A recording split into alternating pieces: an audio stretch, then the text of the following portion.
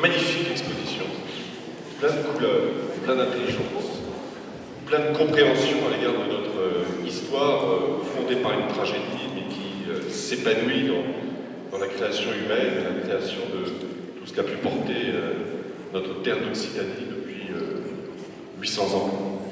Et je dois saluer au premier chef Alain Villard.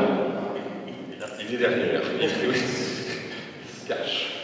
Alain Villaret, grâce auquel nous avons pu mettre la main, si je puis dire, à la fois sur le juge, mais vous, tout à l'heure, vous m'avez rappelé qu'ici vous n'étiez pas venu comme juge, et je m'en réjouis. Généralement, quand les juges viennent à vous, c'est mauvais signe, mais comme peintre, et puis Michel Rolder ne me présente plus non plus, et le talent de ces trois hommes a permis de réaliser cette exposition, ces peintures, ces textes, et le moment d'amitié que nous partageons. C'est non pas le prélude, mais la continuité de toute une série d'actions qui ont pu être engagées dans la prévision des 800 ans de commémoration de l'histoire de la vente. Depuis maintenant plusieurs semaines ou plusieurs mois, la Société archéologique et d'autres associations encore ont organisé avec beaucoup de succès des réunions de caractère scientifique, accueillant à la fois le grand nombre et la qualité, justement parce que nous souhaitions que ces manifestations ne laissent pas de côté ce qu'il y a de moins spectaculaire, c'est-à-dire les travaux de recherche, l'étude historique des chercheurs, et que la place réservée justement à la recherche soit une place vraiment digne de se calmer. Et puis, nous aurons ensuite, dans quelques jours, dimanche, la commémoration officielle qui nous réunira sur l'espace sacré du Plot, notre templum en quelque sorte, son temple, et cet espace qui est, au moins de manière symbolique, le lieu initiatique de la mort, le lieu du Castel, le lieu où, sans doute, peut-être, a eu lieu la tragédie, encore une fois, fondant l'histoire de notre ville. Écoutez, d'abord un grand merci. Un merci à la ville de La Mort, à ses représentants. Vous parlez de bénévoles. Tout à l'heure, je suis arrivé et j'ai découvert toutes ces toiles, tous ces tableaux que je peins depuis des années, qui sont pour la première fois mis en valeur, comme je l'espère. Vraiment, le cadre est extraordinaire. Le choix, je dis, c'est vraiment exceptionnel. Alors j'insultais le nain que je vais me borner à vous remercier encore une fois, simplement dire que Dame de Guérande, pour moi, c'est quelque chose, c'est un symbole. J'ai fait sa connaissance il y a fort longtemps, lorsque mes parents m'avaient acheté ce fameux livre qui, malheureusement, n'est pas très connu, Les Contes des gens du Languedoc. Voilà, c'était mon premier contact avec la croisade des Albigeois et avec une série de contes que j'en ai illustré une partie, avec la légende de l'Alexandrie, le parallèle d'Andrieux, bien évidemment, d'Andrieux, comme ça. Ensuite, la conteuse de ce seigneur, ce seigneur. Oui, de Marjol qui a une existence historique, avec des troubadours aussi. Donc j'ai fait la connaissance. Puis ensuite, j'ai découvert la croisade elle-même à travers quelques lectures. Et ensuite, j'ai découvert voilà. Alors j'ai découvert le titre extraordinaire, Les citadelles du vertige, qui me faisait rêver déjà. Lorsque j'étais lycéen, je passais devant une petite librairie et j'ai vu Les citadelles du titre vraiment illuminé. Et ensuite, les complicateurs, Michel, que j'ai lu peut-être deux ou trois fois, et plus pour certains passages. Voilà. Alors merci Michel, merci à vous, qui m'ont tant inspiré. Voilà, monsieur.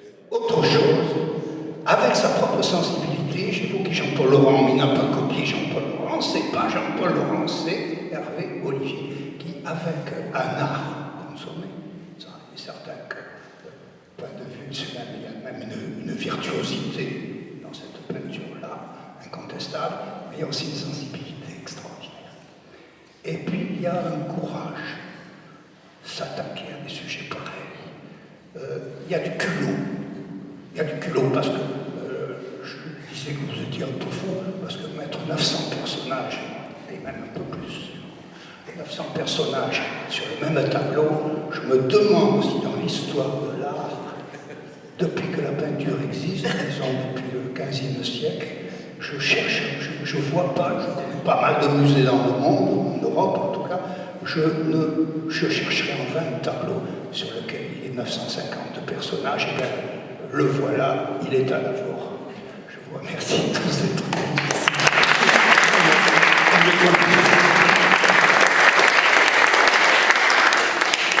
Eh bien, je pense que cette exposition est assez extraordinaire pour plusieurs raisons. D'abord, elle est un hommage à la ville de Lavore au travers de la grande tragédie, au travers de l'évocation de la grande tragédie de mai 1212. Donc, nous en sommes au 800e anniversaire et il était tout à fait légitime de célébrer cette journée tragique qui vit la chute de Lavore aux mains des croisés, le bûcher sur lequel périrent 400 hommes et femmes cathares, l'exécution par la corde et par l'épée de 90 chevaliers occitans, et bien entendu le supplice de la châtelaine Dame Lavore qui, sur ordre de Simon de Montfort, le chef des croisés, fut jetée vivante dans un puits que l'on combla de pierres.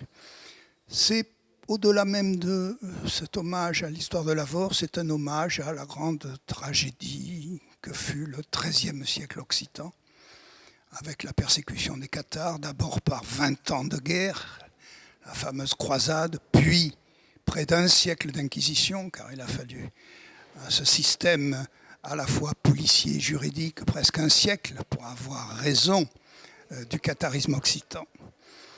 Et puis, la peinture d'Hervé Olivier, c'est aussi, tout simplement peut-être, un hommage à la peinture d'histoire, à la grande peinture d'histoire. Un genre qui a été abandonné, qui a disparu à la fin du XIXe siècle. D'ailleurs, l'un des derniers grands peintres d'histoire fut un méridional, Jean-Paul Laurent, qui était du Lauragais. Et le hasard, la chance, veulent que ce Ruthénois, qui est Hervé Olivier, ait repris le flambeau avec sa personnalité propre. Il a osé. Il a osé en un monde où en un temps où on ne fait plus de la peinture comme ça, mais il a osé le faire, et sans pour autant copier les peintres d'histoire du XIXe siècle. Il a fait de Hervé Olivier avec sa virtuosité de peintre, car c'est très étonnant. Quand on regarde de près cette peinture, elle est faite avec une science, un art absolument consommé, mais aussi sa sensibilité. Car il y a des peintures qui, je pense à paysage, là j'ai devant moi le château de Quéribus, je vois Montségur, j'ai derrière moi le château de Pertuse. On a l'impression que c'est une précision photographique, et puis quand on s'éloigne un peu, on s'aperçoit qu'il y a là un charme, une poésie que peut-être nulle photo ne saurait rendre. C'est donc une très belle page d'histoire et une très belle page de peinture que nous offre aujourd'hui grâce au conservateur du musée de Lavore, Monsieur Paul Ruffier. C'est une grande page d'histoire et de peinture que nous offre la ville de Lavore. Qu'elle en soit remerciée.